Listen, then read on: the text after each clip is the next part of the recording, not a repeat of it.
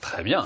Voilà Patrice, on termine en beauté, toujours une expo, toujours de l'originalité avec l'expo Born Wild. Alors on est né comment? On est né sauvage. Voilà, quand une galerie se transforme en zoo, oui, vous avez bien entendu, c'est la galerie Pierre Cardin qui est envahie de crocodiles de toutes sortes, en plastique. Notamment rouge, hein? Astras, notamment rouge, c'est le premier crocodile qui était rouge. Et en fait, c'est l'artiste Richard Orlinski qui a créé ces jolies petites bébêtes. Donc la première était rouge, mais alors maintenant vous en verrez de toutes sortes, de toutes les couleurs, en strass, il y a vraiment tout ce que vous voulez. Et en fait, ces crocodiles ont déjà voyagé dans le monde entier et ça y est, ils posent enfin leurs griffes dans les galeries parisiennes. Et c'est la galerie Pierre Cardin. Pierre Cardin, ça c'est marrant parce que voilà, c'est entre l'art et le marketing. Hein. Tout à fait. Et c'est Nicolas Becker qui a rencontré ces drôles de bébêtes et leurs créateurs. Et leurs créateurs aussi, parce que les bébêtes ne parlent pas tellement, mais le créateur, lui, il parle. Oui. Et vous viendrez nous parler lundi alors? Avec grand plaisir. Bon week-end d'ici là. Merci. On regarde Richard Orlinski.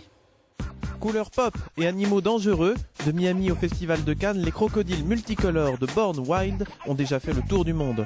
Derrière ce succès se cache l'artiste Richard Orlinski qui dévoile ses créations à la galerie Pierre Cardin. Alors Born Wild, né sauvage. J'ai d'abord imaginé et pensé le crocodile et ensuite j'ai pensé à son nom en fait, Born Wild, donc né sauvage, pour ça représenter justement le côté sauvage qui réside un peu en chacun de nous, en chacun des êtres humains en fait. Je crois que c'est un message plutôt objectif sur la nature humaine, qui effectivement a des côtés sombres, des côtés moins, et c'est ce qui forme en fait, c'est ce qui forme l'être, l'âme de l'être. Enfin, je trouve assez réaliste en fait.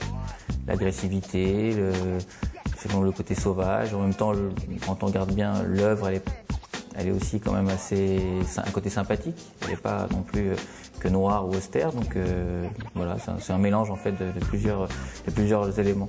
Le crocodile est vite devenu le chouchou des enfants et une valeur sûre sur le marché de l'art. Et pourtant, le crocodile de Richard Orlinski a encore ses petits secrets. En réalité, déjà, ce qu'il faut dire, c'est que c'est pas un crocodile. Déjà, c'est la chose la plus importante qu'il faut quand même préciser. Vous pensez que c'est un crocodile, vous voyez un crocodile, mais en réalité, c'est pas un crocodile. Quand vous regardez bien, il n'a rien d'un crocodile. Les yeux ne sont pas des yeux de crocodile, sa peau n'est pas une peau de crocodile. J'ai voulu sublimer certains éléments de l'animal, comme son agressivité, comme sa position, comme ça, prête à bondir, alors qu'un crocodile, c'est plutôt dormant, allongé, plutôt comme une carpette.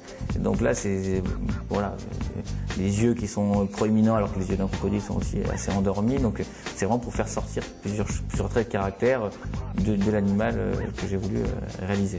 Et Richard Orlinski a plus d'un crocodile dans son sac. L'exposition dévoile ses dernières œuvres, dont un David d'un nouveau genre.